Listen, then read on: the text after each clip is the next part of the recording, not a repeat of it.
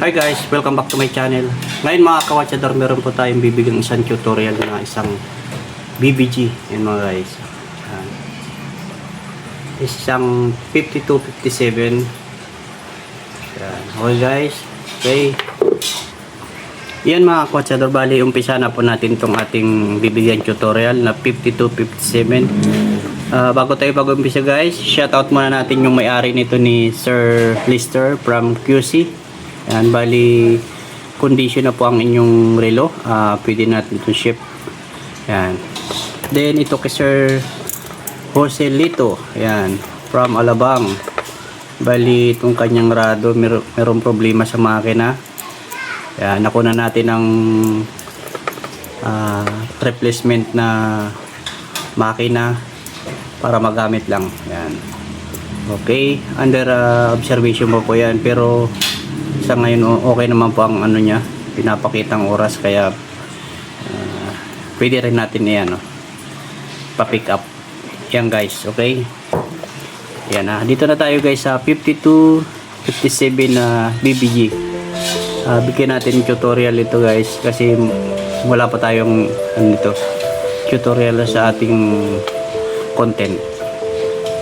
Bali ito po ay dual time. Try natin unahin guys yung unahin natin yung digital. Yan. Punta po tayo rito sa mode button, adjust button, reverse, forward. Yan. Punta tayo rito sa dito sa adjust. Yan. Kung mapapansin niyo po, nag-blink na yan. Punta tayo sa mode button para ilipat. Yan. Ito pong lumabas na yung yan, country code, Tokyo.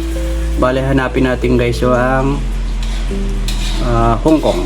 Same time country natin. Sorry. Hanapin natin HKG.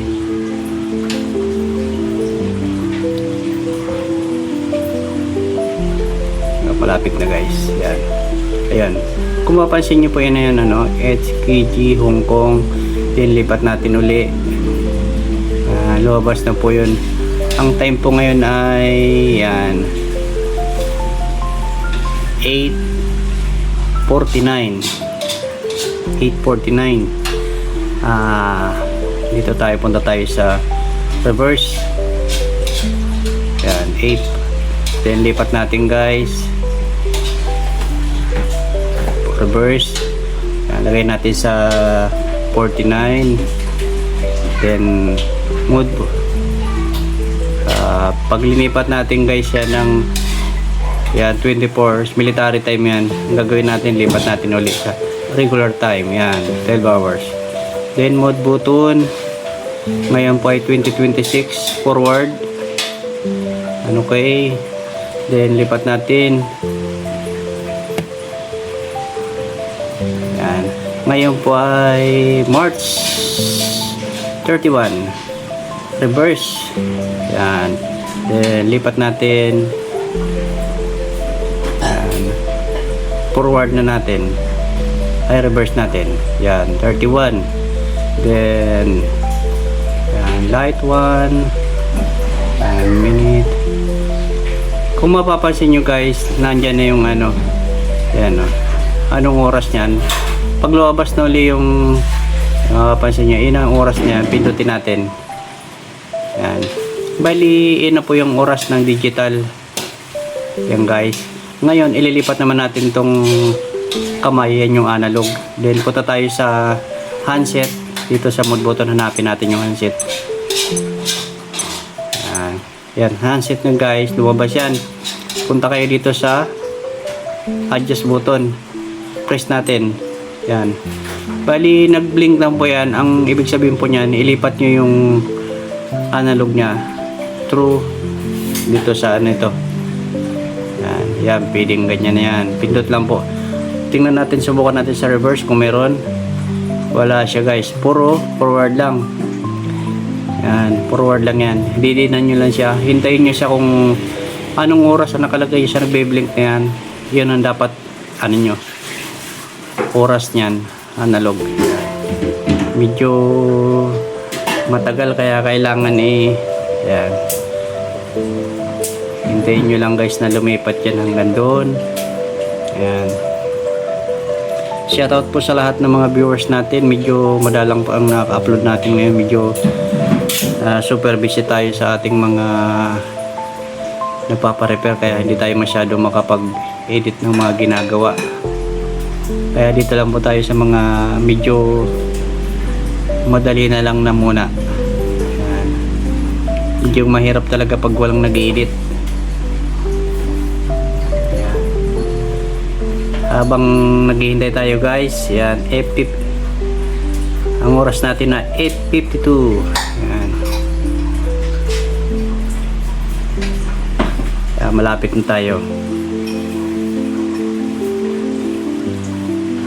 Madali, pakitap nga nitong screen. Dali, para lumabas. Up. Yan. Okay.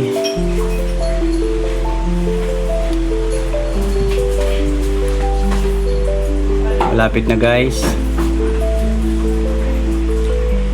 Ito po ang kasi, ito talagang kanyang style ng kanyang paglilipat. Hindi gaya ng iba na automatic na paglilipat mo yung digital, then same mo lang, sakto alas 12 parehas yung analog, nagka-automatic. 53 konti pa. Yan guys, kung mapapansin nyo anong oras nung na yon, yung digital na yan na yung oras. Then pindutin nyo lang itong adjust button. Yan. Then balik nyo guys, lumabas yung handset na naka-steady. Balik nyo lang. Yan. Tingnan nyo guys kung anong oras nung yun na yan. Kahit anong gawin nyo.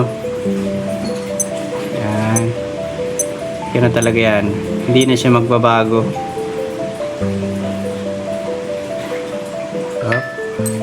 Yan. 8:54. Yan guys. Diba? 52 57 PPG. Yan. Maraming salamat po guys. Yan. Thank you sa nagpairam nito. Imanay. Yan. Okay. Maraming salamat. Bye bye.